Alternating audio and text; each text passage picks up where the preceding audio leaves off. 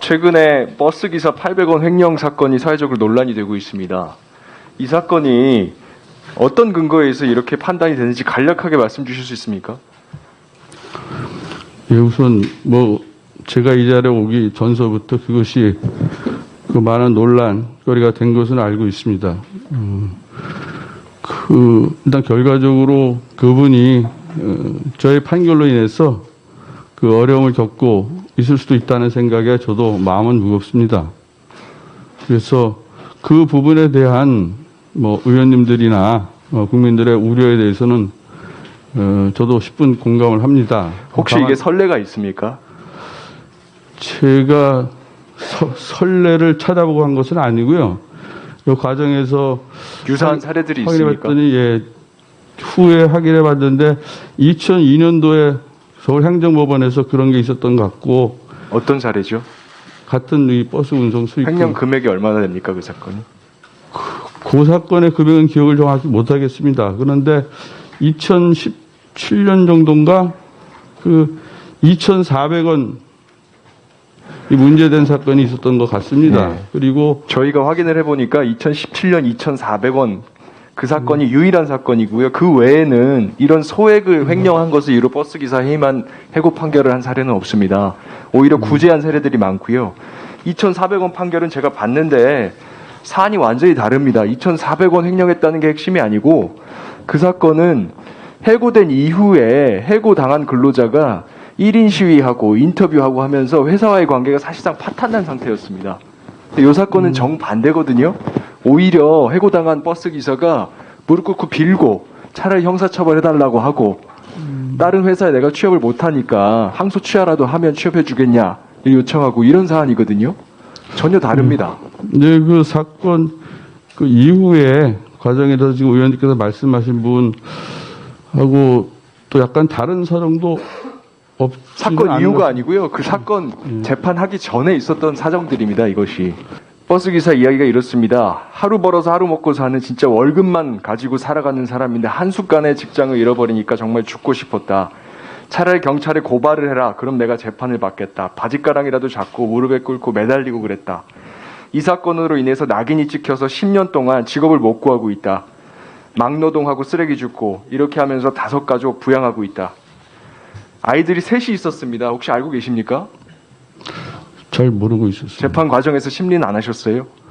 그 부분 기억이 좀 없습니다. 고등학생, 중학생 1명씩 있었는데요. 가족들이 생계에 큰 타격을 입었습니다.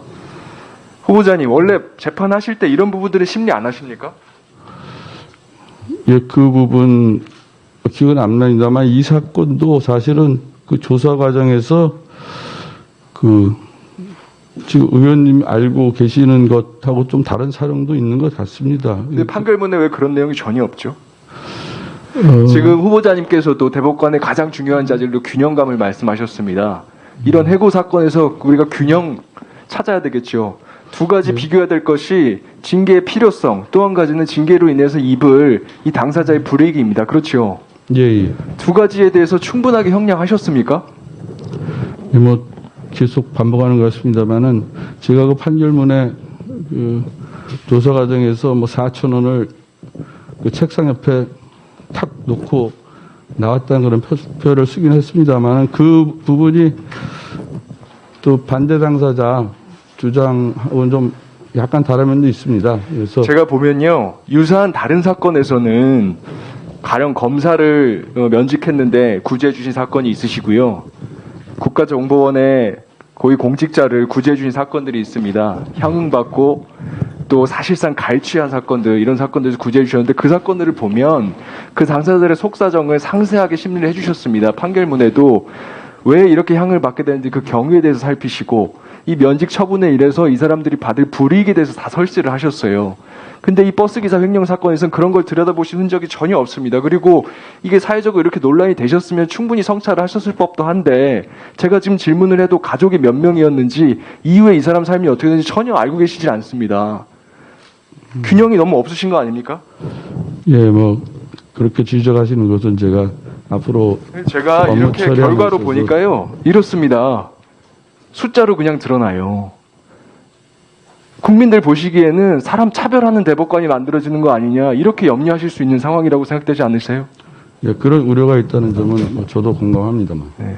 또 이런 부분들에 대해서 국민들께 뭐라고 말씀하시겠습니까? 예. 뭐 제가 오랫동안 재판을 하면서 그런 사건들을 포함해서 나름대로는 뭐 이것저것 가능한 범위 내에서 사정을 다 참작하려고 했으나 미처 살피지 못한 부분도 있었던 것으로 그런 것의 대표적인 사례로 이것들이 제가 굉장히 우려가 되는 것은요. 이상하게도 후보자님께서 항소심에서 뒤집힌 판결들이 대체로 한 방향을 띠고 있습니다. 교감을 파면한 사건을 구제해 주셨는데 항소심에서 뒤집혔고요. 대학 교수 해임당한 사건 구제해 주셨는데 항소심에 뒤집혔습니다. 거꾸로 항만의 현장 근로자들 집단 해고한 사건 해고 판결하셨는데 항소심에서 뒤집혔어요. 이렇게 오히려 사회적인 약자들을 배려하는 그런 따뜻한 시간이 필요하다 말씀은 하시지만 실제 판결은 사회적 약자들에 대해서는 별로 몰입을 안 하시고요. 고위공직자나 권력기관의 종사자들한테는 충분히 몰입하셔서 그 사람들 속사정을 살펴주시는 판결을 하고 있습니다.